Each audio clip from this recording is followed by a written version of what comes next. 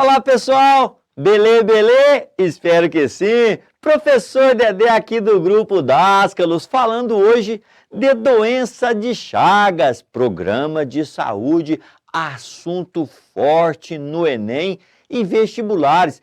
Ainda mais que, São Paulo teve um aumento muito grande no último ano, em 2019, relacionado com o aumento de insetos transmissores da doença de Chagas. Nesse desenho aqui, o professor Dedé esquematizou o barbeiro, o agente transmissor desta protozoose, doença causada por protozoário. Então, atenção para isso.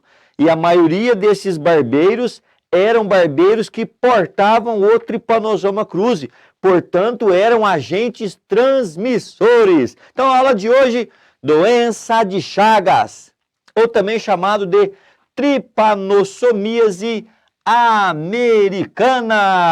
Isso aí, pessoal. Então, vamos lá, acompanhe comigo neste esquema que nós vamos trabalhar aqui e eu quero que você vá fazendo as suas anotações. Acompanhe comigo.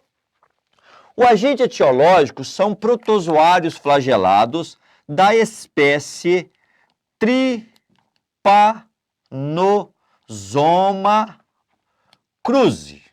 Isso, Trypanosoma cruzi, o nome da espécie deve ser grifado de acordo com a nomenclatura biológica proposta por Linneu. Então, estamos diante de protozoário flagelado. Isso, um protozoário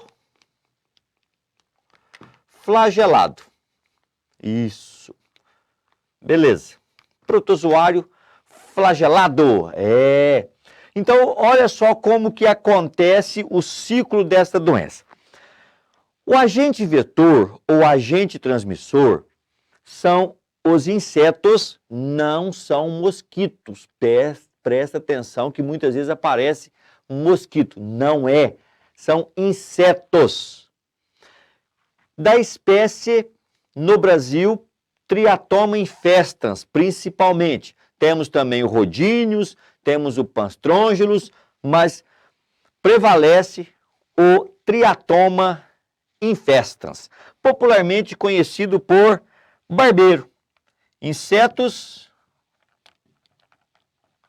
hemípteros é a ordem, hematófagos, ou seja, alimentam-se de sangue, de hábitos noturnos, conhecidos popularmente por barbeiros, ou também chamado de chupanças, barbeiros ou chupanças, que chupam o sangue de animais, muitas vezes silvestres, gambá, cutia, macacos, bicho preguiça, mas também pode aproximar-se da espécie humana, e aí alimentando-se ali das galinhas domésticas, até chegar no domicílio na espécie humana. Então, o que vai acontecer? Qual é a principal forma de transmissão? Primeiro, fezes e urina. De quem, professor Dedé? Do barbeiro? Ah, é? Sim. Como isso? Olha só. O barbeiro vai realizar o que nós chamamos de hematofagismo, alimentar-se de sangue. Quando o barbeiro vai alimentando-se de sangue, a ampola retal desse barbeiro é comprimida e o barbeiro acaba defecando.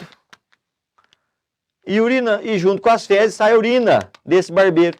O que eu encontro nas fezes e urina do barbeiro? A forma flagelada, que é o Trypanosoma cruzi, forma chamada de tripomastigota metacíclica. Claro, é muito detalhe isso, né? Mas tripomastigota.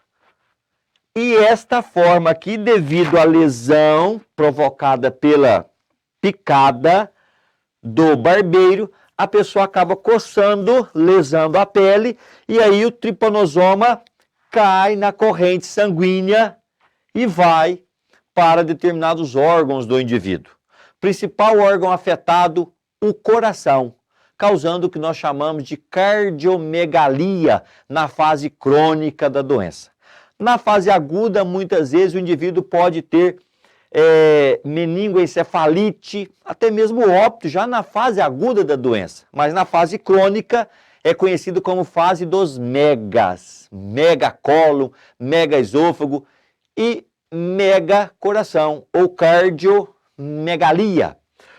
O ciclo biológico, ele é um ciclo heteroxênico ou digenético, porque eu tenho dois hospedeiros, aqui no caso o homem e o barbeiro. O homem como o chamado hospedeiro vertebrado e o barbeiro o hospedeiro invertebrado.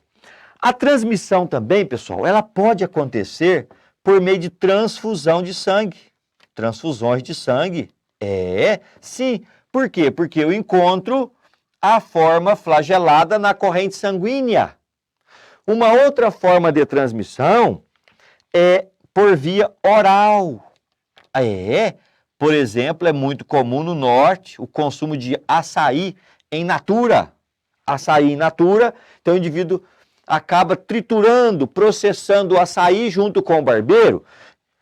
Também o caldo de cana. Caldo de cana também pode ser uma forma de transmissão. Então, são algumas outras maneiras pelas quais a doença de Chagas é transmitida. Pessoal, se eu sei a transmissão, eu sei a prevenção. Beleza? Sabendo a forma de transmissão, é importante, então, conhecer as medidas preventivas ou medidas profiláticas. Como evitar essa doença? Primeiro, que esses barbeiros habitam normalmente casas de pau a pique, casas mal construídas, reboco mal feito, atrás de guarda-roupa, amontoado de roupas. É onde esses barbeiros se escondem para depois sair durante a noite e realizar o hematofagismo. Beleza? Então, melhoria nas condições de moradia é uma importante medida preventiva. Casas de pau a pique, moradia para o barbeiro, não para a espécie humana. Então, que as casas sejam casas de alvenaria, para evitar a hospedagem desses indivíduos, beleza? Desse inseto. Uma outra medida, é claro, hoje é mais difícil porque durante as transfusões os sangues passam por uma análise prévia, né? Mas cuidar durante as transfusões de sangue e também evitar o consumo de açaí e caldo de cana, saber a procedência do alimento antes de ser consumido, porque muitas vezes, como eu disse, o barbeiro ele é processado junto com o fruto. No caso aqui o açaí, no caso aqui não é o fruto, né? A cana, no caso, é o caule, mas é processado juntos. E aí o indivíduo pode tomar um açaí e tomar um caldo de cana contendo a forma flagelada infectante. Beleza? Muito raramente, transmissão via leite materno, pode ter também algumas vezes acidentes de laboratório, mas eu procurei listar para vocês aqui, pessoal, as principais maneiras de transmissão ou formas de transmissão. Tudo bem? Então, aula de hoje, doença de Chagas ou tripanossomíase americana. Agente etiológico, Trypanosoma cruzi, um protozoário. Agente vetor, o barbeiro, que não é mosquito. Formas de transmissão, fezes e urina do barbeiro, transfusões de sangue e transmissão oral por meio de alguns alimentos como açaí e caldo de cana.